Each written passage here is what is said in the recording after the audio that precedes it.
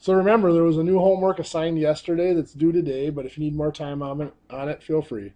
There was also that quiz that was originally scheduled for Tuesday that was pushed back till today. That's due today at 11:59 p.m.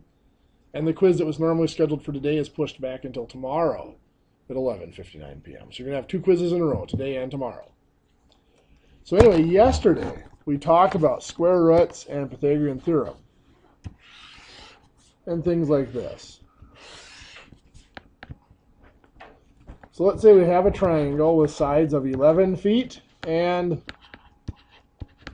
60 feet. And I want to find the length of the third side. Well, the first thing I have to do is I have to identify and label my sides. There are three sides to a triangle, but only one, in a right triangle, only one of them is special. Which one is that?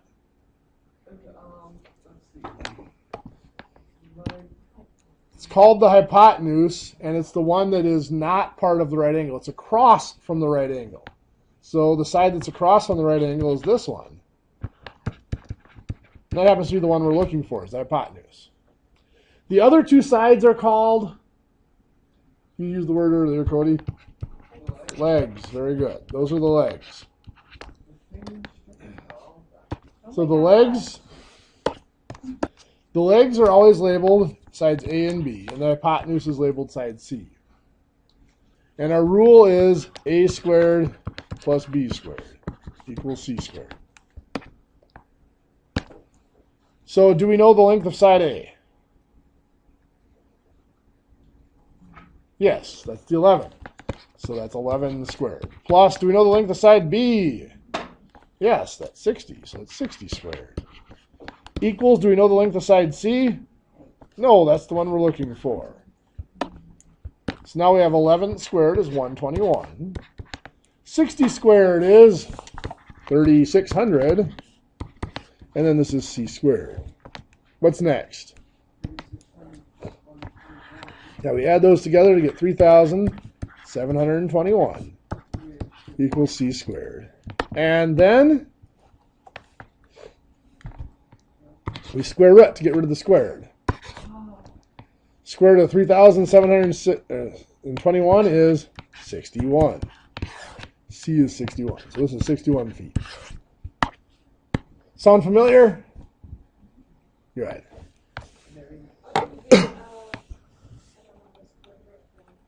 On your calculator, remember it's second and then the x squared key.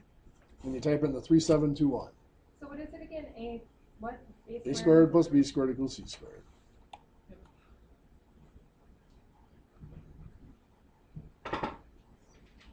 You get to work? No? Here, let me take a look.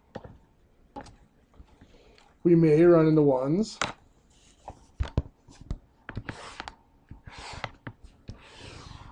Like this. Where we might be given that this is 14 feet. And this is 50 feet.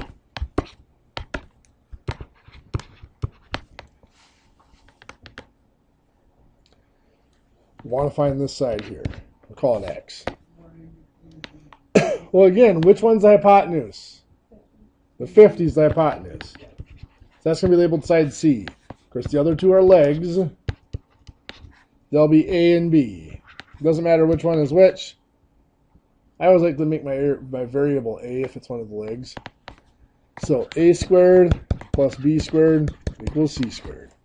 I'm going to plug in. In this case, I don't know the length of side A. That's the X I'm looking for. So I'm going to put X in there. So that's X squared. Plus B is 14. So that's 14 squared. Equals C is 50. So it's 50 squared. So now X squared we're not going to do anything with. That's just X squared. 14 squared, 196. 50 squared, 2,500. Now what? We'll subtract 196. So X squared equals 2,304. And then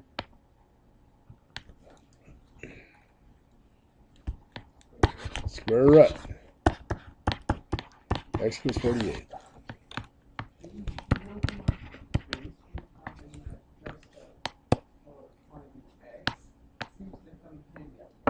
It does, Can you yes. go up a little bit? Or is that, yeah, that. So one of the next things we want to look at is we want to talk about, since we're in geometry, we want to talk about area and perimeter. We're going to start out talking about perimeter. Perimeter is nothing more than the distance around something. You know, if we're looking at one of these triangles, the perimeter is just taking all the sides and adding them up.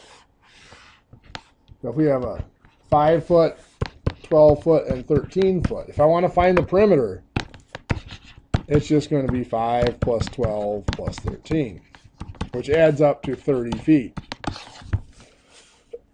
So if we have straight sides and we know the lengths of every side, we can just add them up to get a perimeter. So that part's pretty simple. On a rectangle,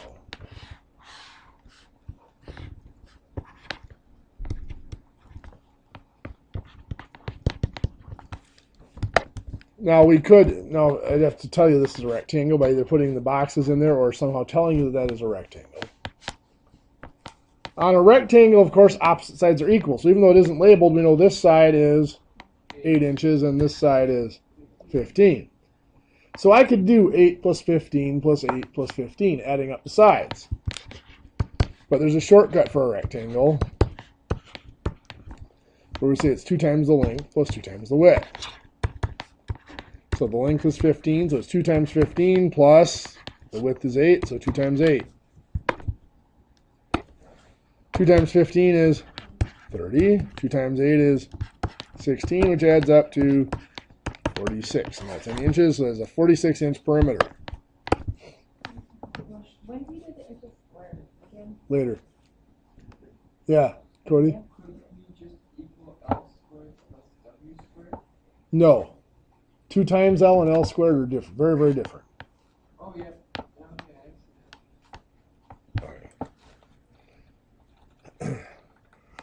If we have a circle, apparently circles make me sleepy. The perimeter has a special name. It's called the circumference. But it is still a perimeter. If you're asked to find the perimeter of a shape and there's a circle sitting there, I have it happen all the time. Students say, well, I don't know the perimeter of a circle. It's like, well, distance around. Well, you mean circumference? Yeah. Circumference is just a special name for a perimeter when you're dealing with circles. But it can still be called a perimeter. So anyway, the perimeter of a circle, obviously there are no sides to add up here. And pretend that actually looks like a circle. But the perimeter is found because there's a constant ratio between the diameter and the circumference.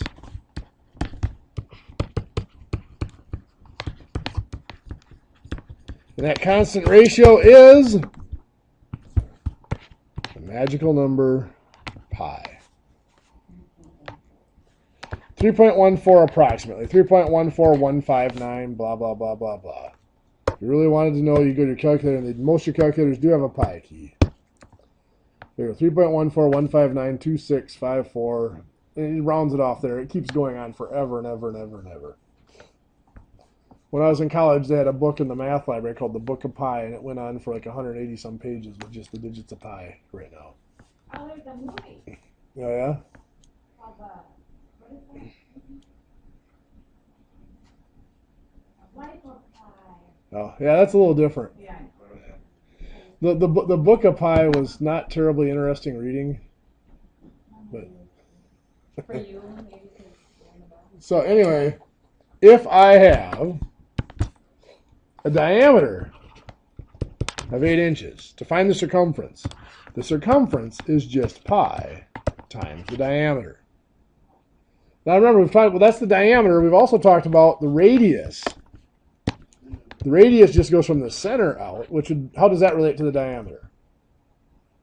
the south of it. It's half of it. So if the diameter is 8 inches, the radius is 4 inches. So I could use the radius as well. The circumference is 2 times pi times the radius. Because the diameter is 2 times the radius, so I just put the 2 times the radius in there. For some reason, we tend to filter the 2 to the front, just to make it's easier to look at it with the numbers in front of the symbols. So either way, in this particular circle, I have the diameter, so let's use it. It's 3.14 times 8, which is going to give me 25.12 inches. That's not square inches, it's just inches.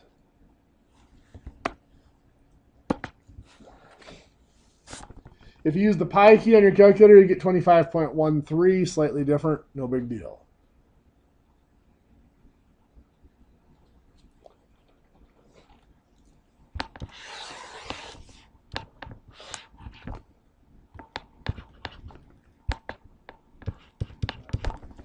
Find the circumference of that circle.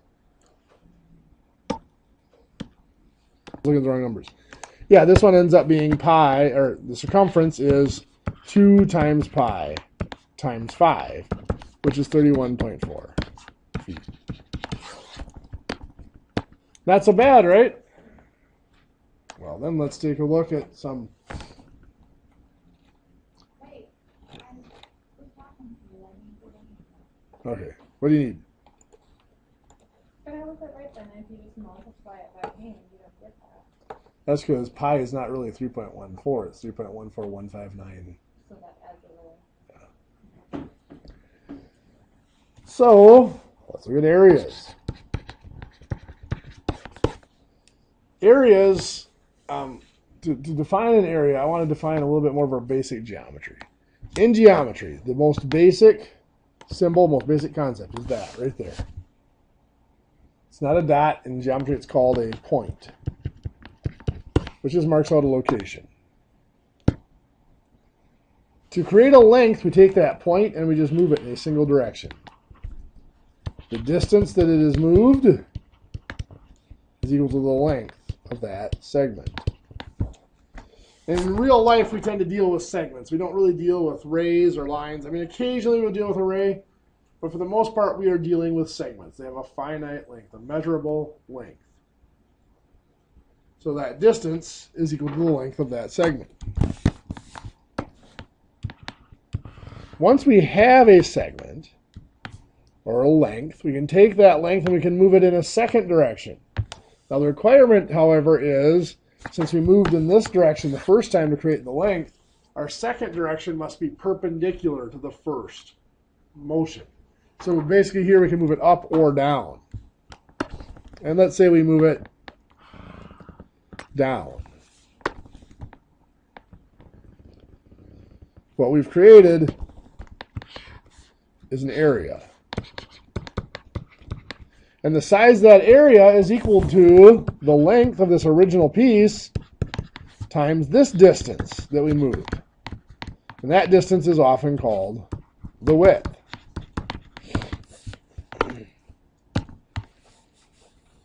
So if I have a rectangle, if I have a line that is 12 inches long, and I move it 7 inches, the area is going to be 12 inches times 7 inches. 12 times 7 is 84. But remember, when we multiply, we also combine the names. So we have to do inches times inches, which is inches squared.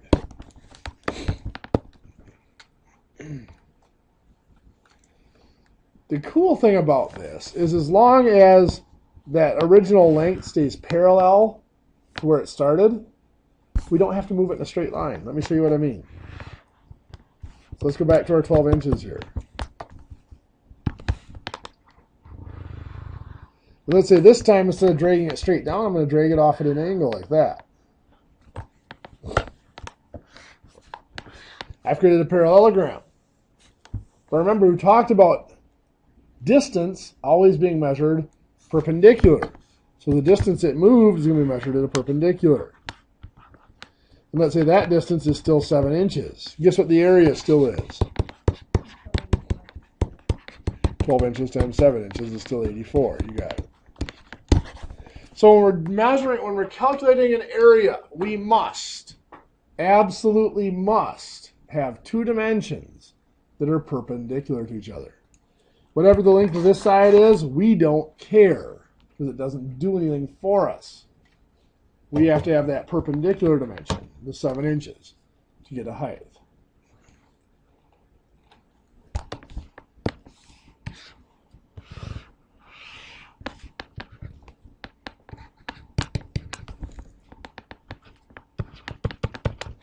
On this one, it's a triangle. Now I did a right triangle here just because it's easier to start out that way.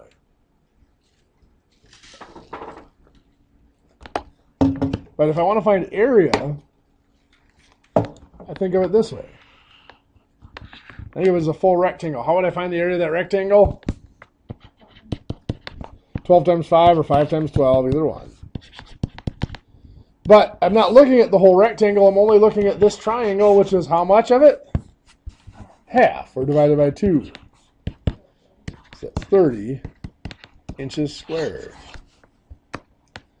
Some people ask, well, why is it still inches squared if we've divided by 2? Well, because the dividing by 2 doesn't affect the inches, it affects the numbers. It's still inches times inches makes inches squared.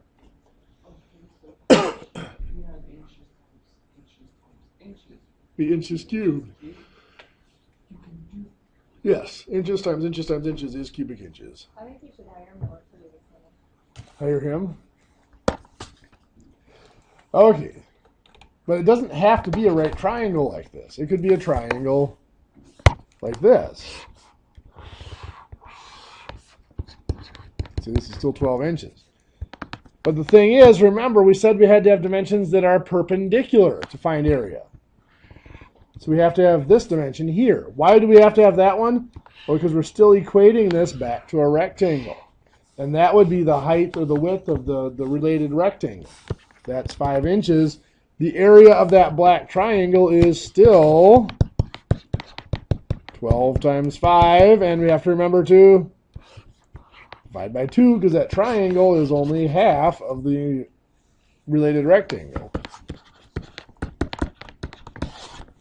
To get 30 square inches. What do you think so far? Good stuff?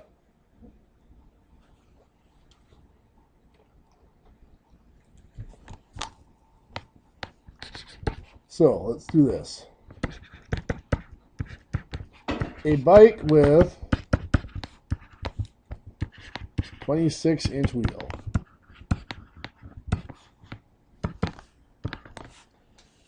Is, or travels, I should say,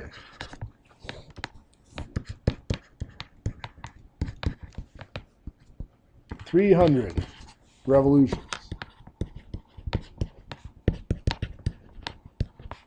of the wheel.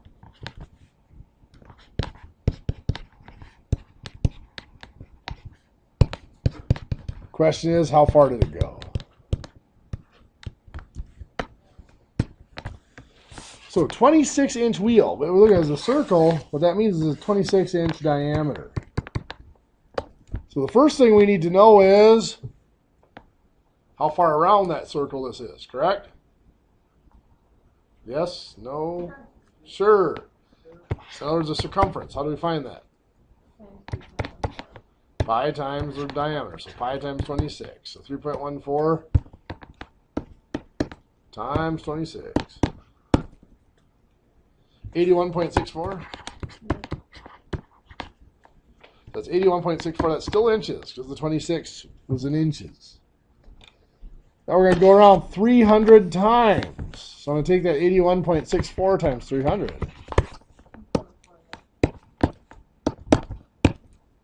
to 24,492. That is still inches. Let's say we want to convert that into feet. What would we do? 24,492 inches over 1. Inches on bottom, feet on top. 1 foot is 12 inches. So that is telling us we're going to divide by 12. which gives us 2,041 feet.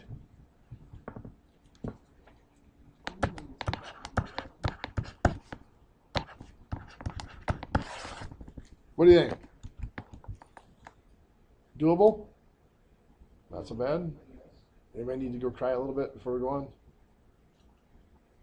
No? You a little bit, just a little bit? Okay. Last thing I'm going to show you today.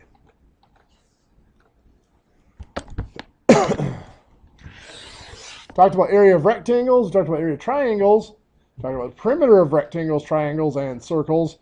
We still need to know the area of a circle. Now you all know the formula for the area of a circle, which is what? Pi times radius squared. Pi r squared, remember? Where does that come from? Well, let's say we have a circle here with a radius of r. The circumference of the circle would be 2 times pi times r, correct? That's the formula for circumference, 2 pi r. So what would be the distance around half of the circle? If I divide that by 2, what do I get? 2 divided by 2 divides out. It'd just be pi times r, right? Okay. So I'm going to take this half a circle. I'm going to cut it into really thin pi wedges. I mean, as thin as I can possibly cut them. I'm going to take them and I'm going to fan them out here.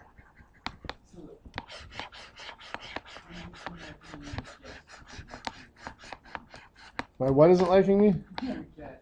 For cutting the really small, thin slices of pie? Probably not. Now I'm going to take the other half. Now, first of all, here, what's this length across here? If I cut this really thin, that length is just that distance around half the circle. Pi times r here. What's this here?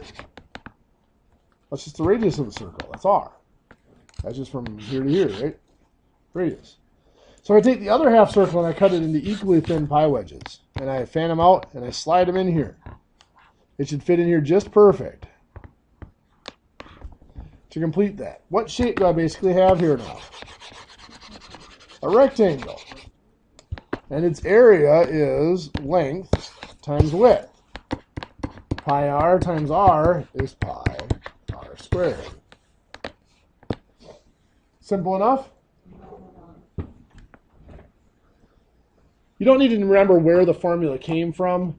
All you need to remember is the area of a circle is pi times r squared. So if I have a circle, the radius of 4 feet, how do I find its area? It's pi times 4 squared. Yeah. Now 4 squared is 4 times 4, which is 16. Pi times 16 is 50.24 inches squared.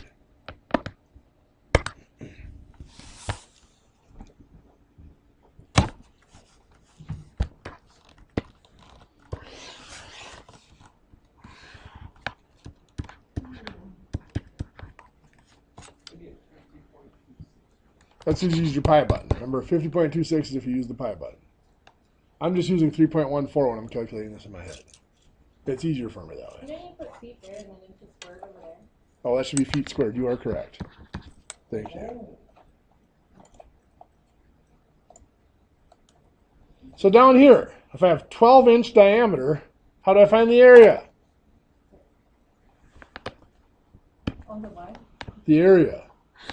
I do need to use 6. 6 is my radius, so this will be pi times 6 squared. 3.14 times 6 squared is 113.04. That's going to be in inches squared. Questions? Comments?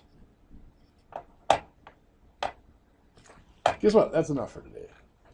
Why can't it just be 12 times 3.4? Because 12 is the diameter and it's radius squared. So 6 squared is 36. 144. There's a new quiz. Remember, there's a quiz due today. So there's an old quiz due today. There's a new quiz due Friday, both, of course, at 11:59 p.m. There's a homework due today and another new homework due for Monday.